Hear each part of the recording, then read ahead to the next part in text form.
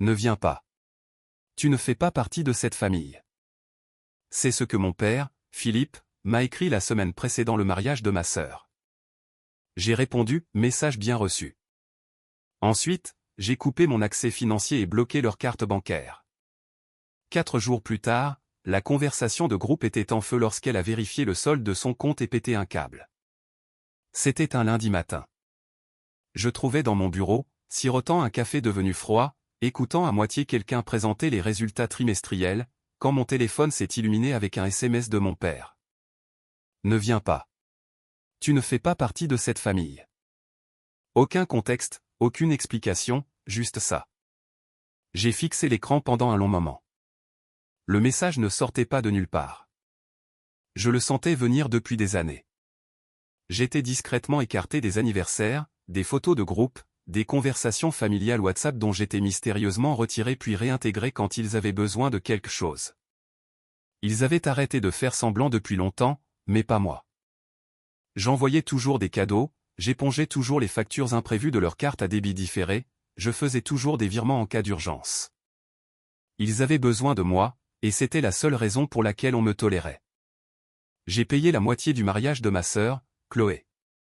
Non pas parce qu'on me l'a demandé, mais parce qu'elle a pleuré au téléphone en m'expliquant que la carte de notre père avait été refusée et que notre mère, Sylvie, disait que les arts du domaine n'étaient pas remboursables. J'ai payé sa robe, le costume sur mesure de son fiancé, Maxime, et même ce stupide mur de fleurs qui, selon ma mère, allait sublimer l'esthétique du lieu. Je n'ai réclamé aucune reconnaissance. Je n'avais même pas prévu de faire un discours au mariage. Je voulais juste être incluse, mais ils ne voulaient absolument pas de moi là-bas. J'ai tapé une réponse simple. Message bien reçu. Ensuite, j'ai verrouillé mon téléphone, je me suis levé de mon bureau et j'ai annulé le reste de mes réunions. Je n'étais pas en colère. Pas exactement. Ce que j'ai ressenti, c'est une sorte de vide qui s'était accumulé pendant des années et qui prenait enfin tout son sens. Comme une confirmation. J'étais un portefeuille sur pattes. Pas une sœur, pas une fille, pas un membre de la famille. Le soir, en rentrant chez moi, j'avais préparé une liste. Je me suis connecté à tous les comptes auxquels il m'avait associé, j'ai fait opposition sur toutes les cartes, j'ai coupé toutes les rentrées d'argent, j'ai annulé tous les prélèvements automatiques à mon nom. La carte de crédit de mon père, désactivée. Le compte Amazon Prime de ma mère relié à mes coordonnées bancaires, supprimé. La carte carburant totale de ma sœur, qu'elle croyait payée par un mystérieux sponsor du mariage, bloquée. Je les ai même exclus du forfait mobile familial. Je l'avais souscrit il y a 10 ans lors d'une promotion au travail, et ils n'avaient jamais proposé d'en payer un seul centime. Ils avaient bâti leur vie sur l'hypothèse que je ne tournerais jamais les talons. Et je ne suis pas juste parti. J'ai claqué la porte et changé les serrures. 4 jours plus tard, j'ai eu le premier vrai aperçu des retombées. Mon téléphone s'est illuminé de 20 notifications de la conversation WhatsApp familiale que j'avais mise en sourdine depuis des lustres. Les messages que je pouvais lire dans l'aperçu étaient déjà un chaos total.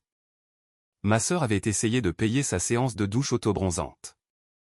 Refusé. Puis son plein d'essence. Refusé. Puis sa chambre d'hôtel pour le week-end de son EVJF. Refusé. Puis la tempête a éclaté. Elle pétait les plombs dans la conversation. Elle exigeait que quelqu'un lui explique pourquoi sa carte était morte. Pourquoi tout foirait à quelques jours du mariage. Ma mère paniquait parce que son compte de livraison de courses au drive s'était bloqué en plein paiement. Mon père disait que quelqu'un avait dû pirater leur compte en banque. Je n'ai pas répondu. J'ai regardé tout cela se dérouler depuis mon canapé. Et puis j'ai fait quelque chose que je n'avais pas fait depuis des années. J'ai éteint mon téléphone, ouvert un livre et je les ai ignorés. Ils n'avaient aucune idée de ce qui les attendait, car leur couper les vivres n'était pas la fin. Ce n'était que l'étape 1.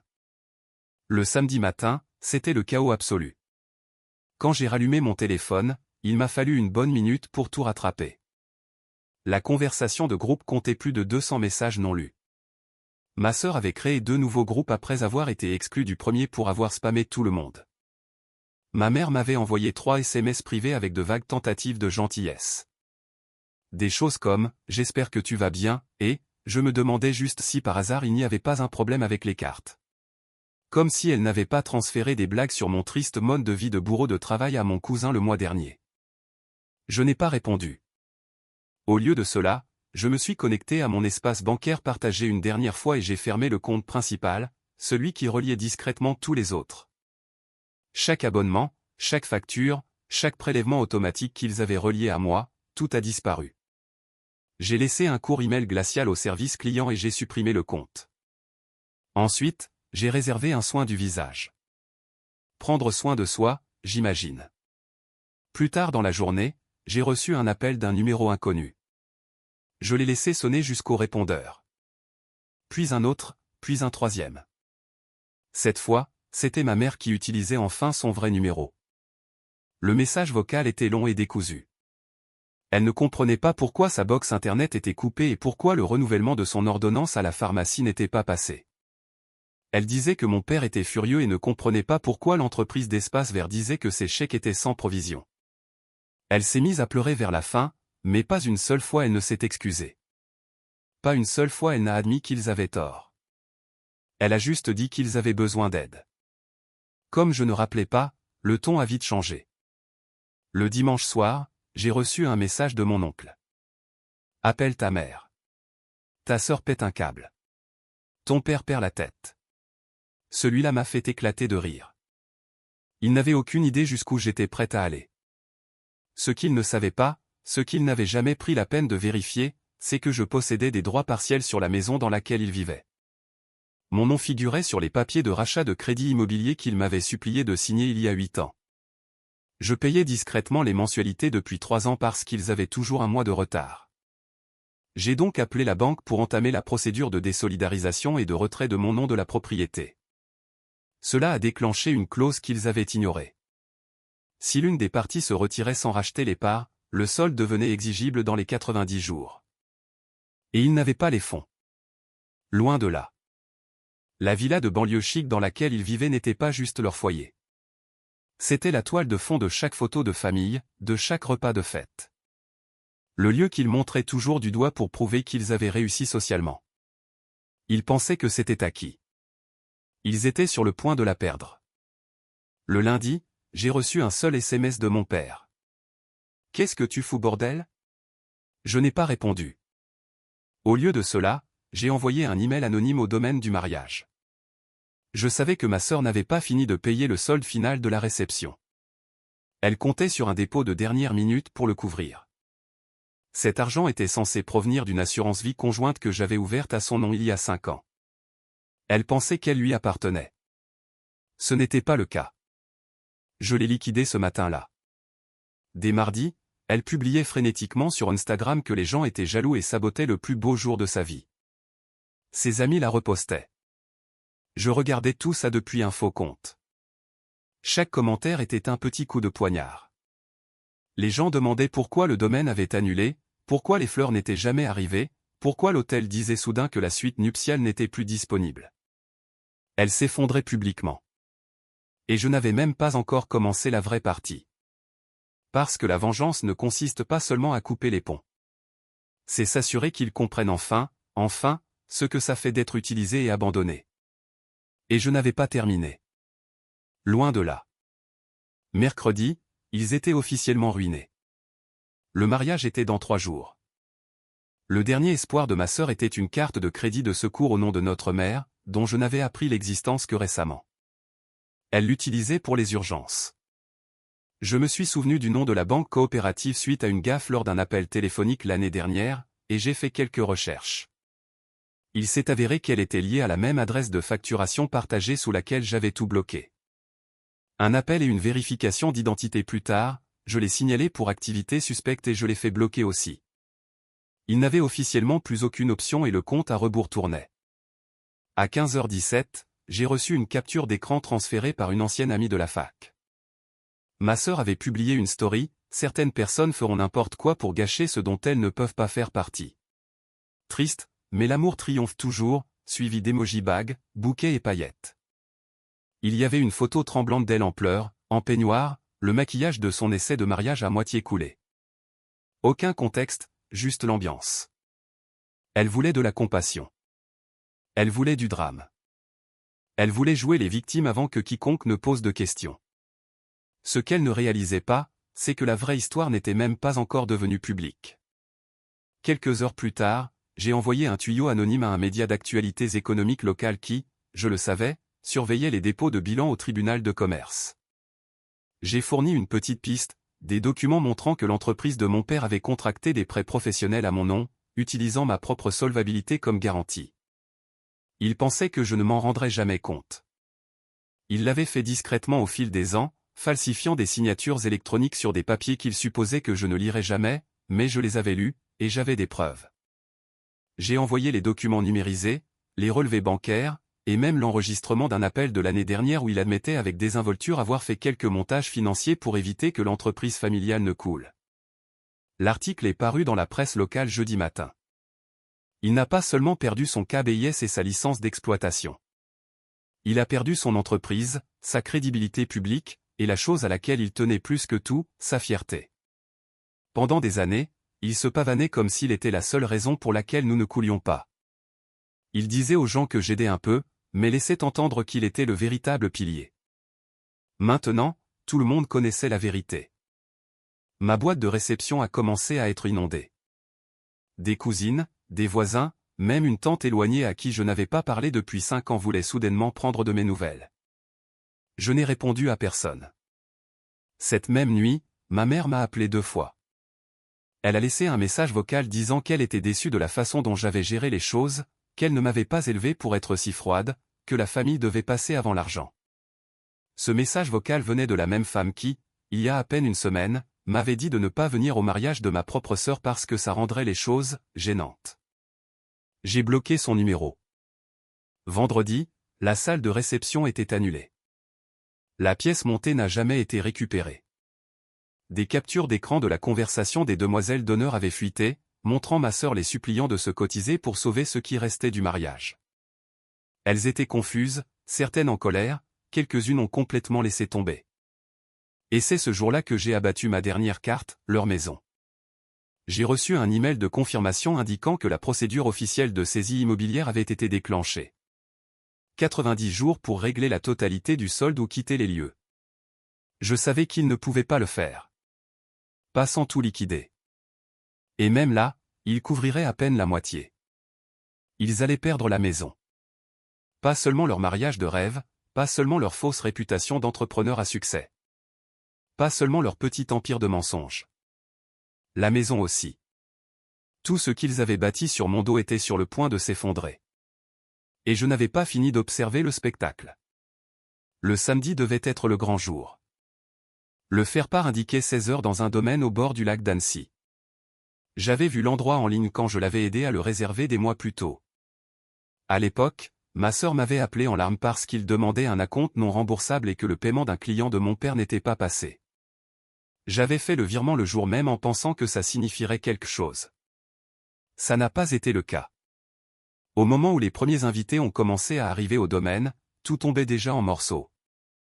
Il n'y avait pas de personnel, pas de composition florale, pas de table, juste un grand portail verrouillé et une affiche écrite à la main scotchée dessus, propriété privée, événement annulé. Les gens attendaient en costume et robe de soirée, confus.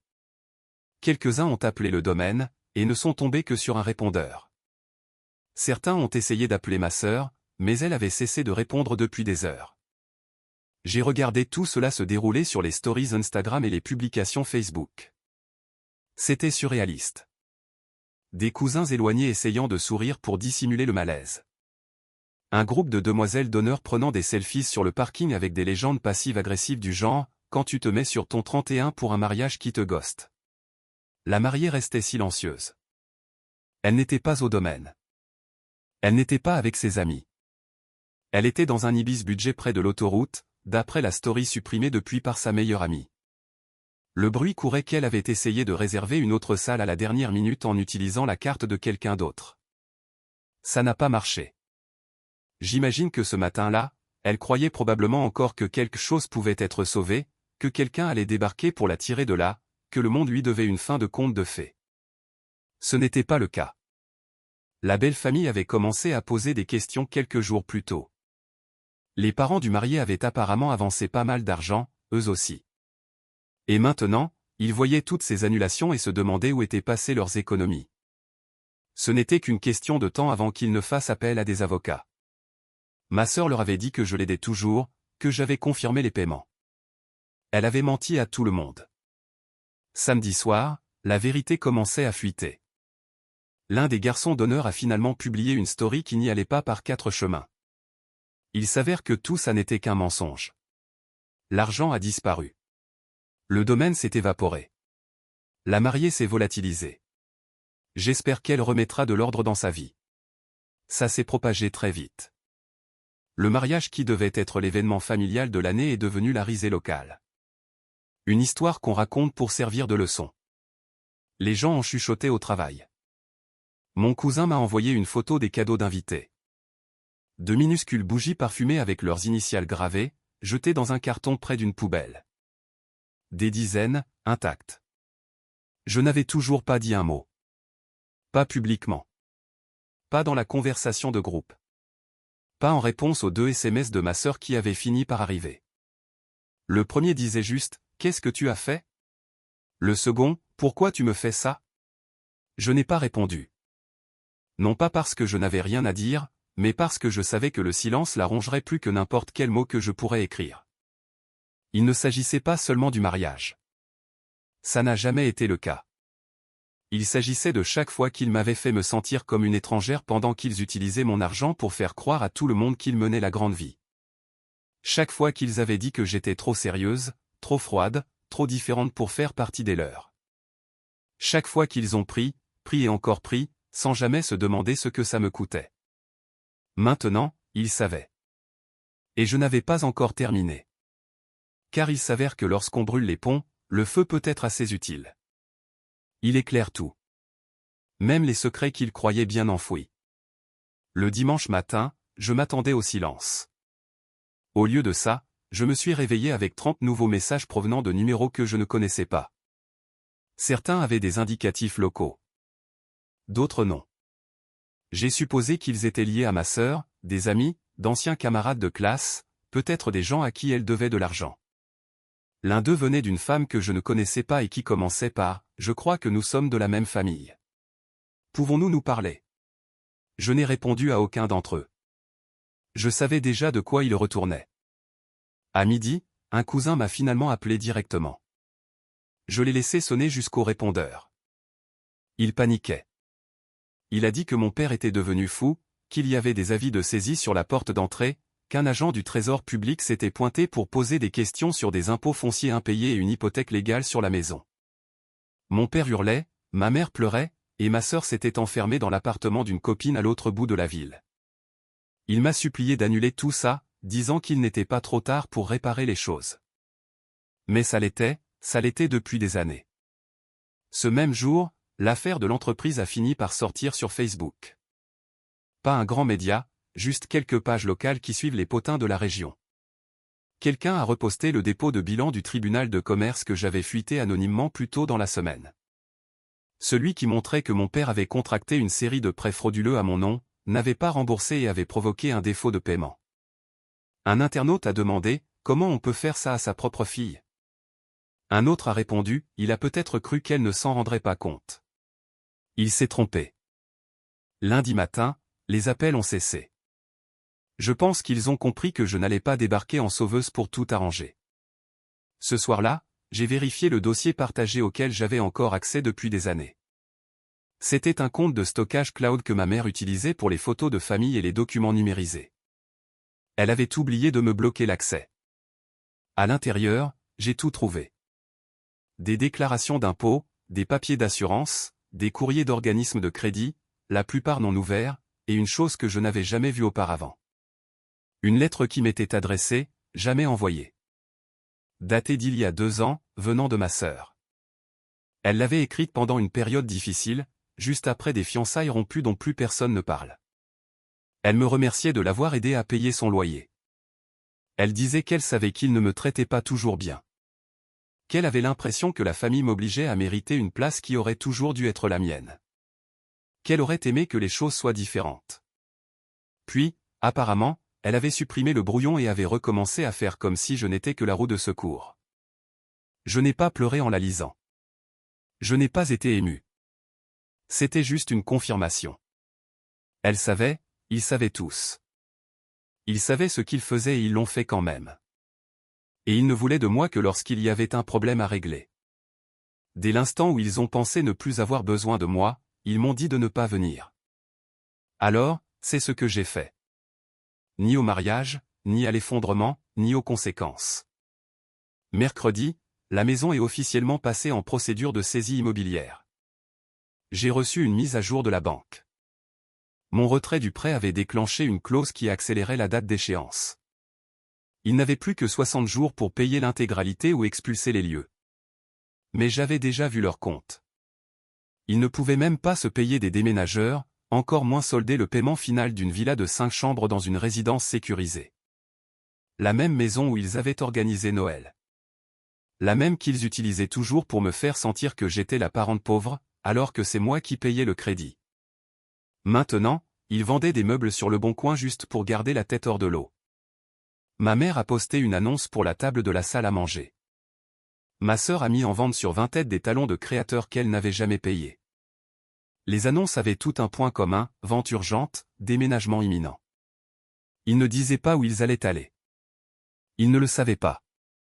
Et je ne leur avais toujours pas adressé la parole. Non pas parce que j'étais encore en colère. Je ne l'étais plus. Je me sentais purifié. Vide, mais propre. Comme si j'avais enfin retiré mon nom de quelque chose à quoi je n'avais jamais appartenu en premier lieu. Je savais qu'ils ne s'en remettraient jamais complètement, mais ce n'était pas mon but. Je ne cherchais pas à les détruire. Je voulais juste qu'ils voient à quoi ressemblait la vie sans moi pour tout faire tenir debout. Et maintenant, ils le voyaient chaque jour. Ça fait 3 semaines. La maison est en vente en dessous du prix du marché. Un prix bradé. Je regarde l'annonce immobilière de temps en temps juste pour voir à quel point le prix a chuté. Les photos montrent toujours des cadres de famille floutés sur les murs, comme s'ils essayaient de cacher les gens qui vivaient là, ceux qui prétendaient tout avoir. Personne n'a cherché à me contacter depuis le dernier appel de mon cousin. Je suppose qu'ils ont enfin compris. Ma sœur a supprimé son compte Instagram. La page Facebook de ma mère est une ville fantôme. Mon père n'est apparu sur aucun registre public depuis que la décision de justice a été publiée. Je ne sais pas s'ils vivent encore ensemble. Je m'en fiche. J'ai reçu un unique email la semaine dernière. Pas d'objet, juste une phrase, tu as eu ce que tu voulais. J'espère que ça en valait la peine. J'ai fixé l'écran pendant 1 minute. J'ai pensé à répondre, mais je ne l'ai pas fait, parce que j'avais effectivement obtenu ce que je voulais. Pas la vengeance, pas le chaos, juste la liberté. Le silence qui résonnait autrefois comme une punition me semble aujourd'hui mérité et définitif.